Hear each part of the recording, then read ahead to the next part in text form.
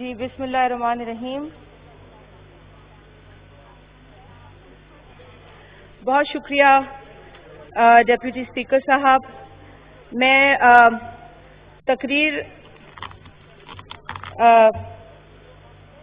को बाकायदा शुरू करने से पहले चंद एक चीज़ें ज़रूर यहाँ कहना मुनासिब समझती हूँ, जिसमें बिलखसूस क्योंकि आज इस पार्लियामान के एक बहुत सीनियर पार्लियामेंटेरियन, एक सीजन्ड पार्लियामेंटेरियन और पाकिस्तान पीपल्स पार्टी के एक सीनियर लीडर जनाब खुर्शीद अहमद शाह साहब मौजूद नहीं हैं। उनकी गैर मौजूदगी को हम महसूस कर रहे हैं और इसी फोरम पर हम उनके साथ होने वाली ज़्यादतियों का जिक्र कर सकते हैं। जिस तरीके से खुर्शीद शाह साहब को विक्टिमाइज किया जा रहा है, यकीनन हुकूमत इस पर ना बात करती है ना वजाहत करती है, लेकिन बहैसियत अपोजिशन हम अपने साथी के लिए आवाज़ उठाते रहेंगे, उठाते रहे हैं और हम उम्मीद करते हैं कि पॉलिटिकल विक्टिमाइजेशन का ये सिलसिला ख़त्म हो, क्योंकि पाकिस्तान को बहुत सारे मसाइल दरपेश हैं।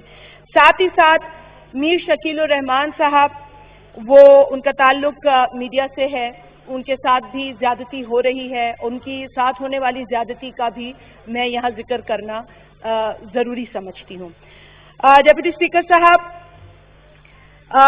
बहुत ज़रूरी है कि हम इस मौके पर उन तमाम फ्रंट लाइन फाइटर्स और हीरोज़ को खिराज तहसीन पेश करें जो आज कोविड-19 के इस चैलेंज का सामना फ्रंट लाइन पर खड़े होकर कर रहे हैं, हमारे लिए कर रहे हैं, हमारे बुजुर्गों के लिए कर रहे हैं, हमारे नौजवानों के लिए कर रहे हैं, हमारे बच्चों के लिए कर रहे हैं।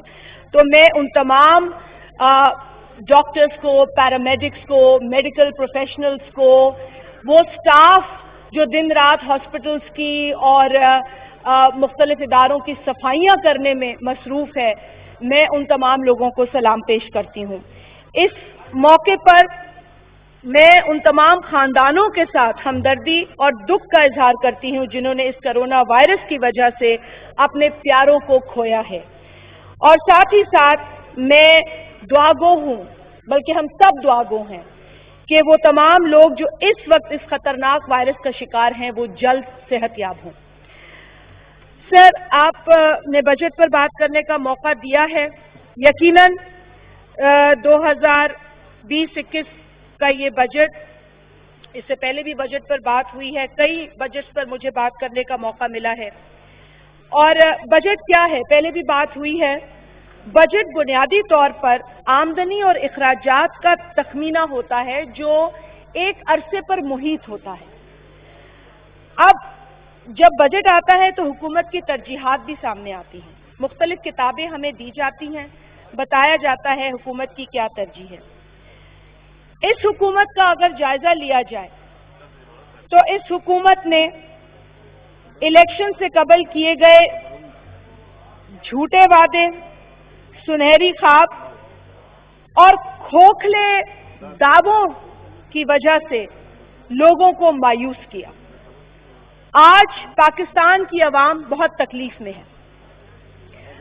बार बार माजी के औराक पलटने से इस हुकूमत की कारकर्दगी नहीं छुप सकती।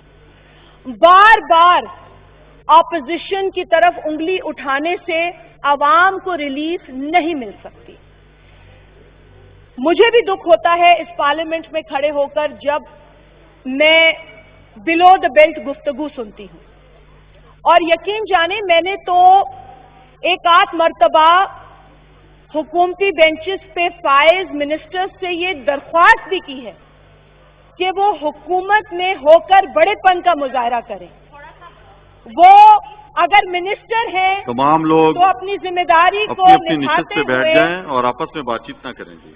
वो अगर मिनिस्टर हैं, बहुत शुक्रिया, वो अगर मिनिस्टर हैं तो अपनी जिम्मेदारी को निभाते हुए, सब्र और तहम्मुल से काम लेते हुए, इखलाक के दामन को ना छोड़ते हुए ऑपोजिशन की तनकीद का जवाब दें, लेकिन कंस्ट्रक्टिव जवाब दें, मुस्बित जवाब दें और कह दें कि हम भी आपसे सीख रहे हैं। इसमें कोई छोटा बड़ा नहीं होता, یہ میں نے بار بار کہا، اور آج میری بہن نے جن کا تعلق بلوچستان سے ہے، جب انہوں نے بہت تکلیف کے ساتھ اس بات کا ذکر کیا تو مجھے وہ تمام لمحات یاد آئے جب میں نے بحیثیت رکن، اور جب ہم کہتے ہیں honourable member of this August house, تو ان الفاظ میں بہت وزن ہوتا ہے، ان الفاظ کے وزن کو محسوس کرنے کی ضرورت ہے۔ یہاں کھڑے ہو کے میں بحیثیت اپوزیشن ہو سکتا ہے کبھی غصے کا اظہار کروں، لیکن کیا یہ مناسب ہے کہ کوئی منسٹر اس غصے کا جواب اس سے ڈبل غصے میں دے؟ یہ میں نے نہیں دیکھا۔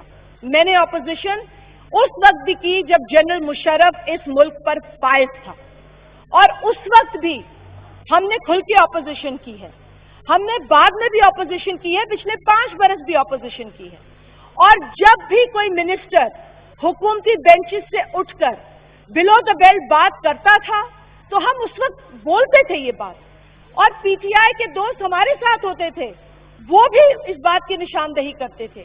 پھر آج کیا وجہ ہے کہ وہ بھول گئے ہیں کہ اخلاق کیا ہوتے ہیں، پارلیمنٹری زبان کیا ہوتی ہے؟ میں یقیناً افسوس کرتی ہوں، کیونکہ میری پوری کوشش ہوتی ہے کہ تنقید ہو اگر بنتی ہے، اور کوئی نہ کوئی اصلاح کے آپشنز یا کوئی تجاویز بھی دی جائیں۔ دیکھیں، اس حکومت نے صرف اس وقت کیا کیا ہے؟ پاکستانیوں کو رسوا کیا ہے۔ اس حکومت نے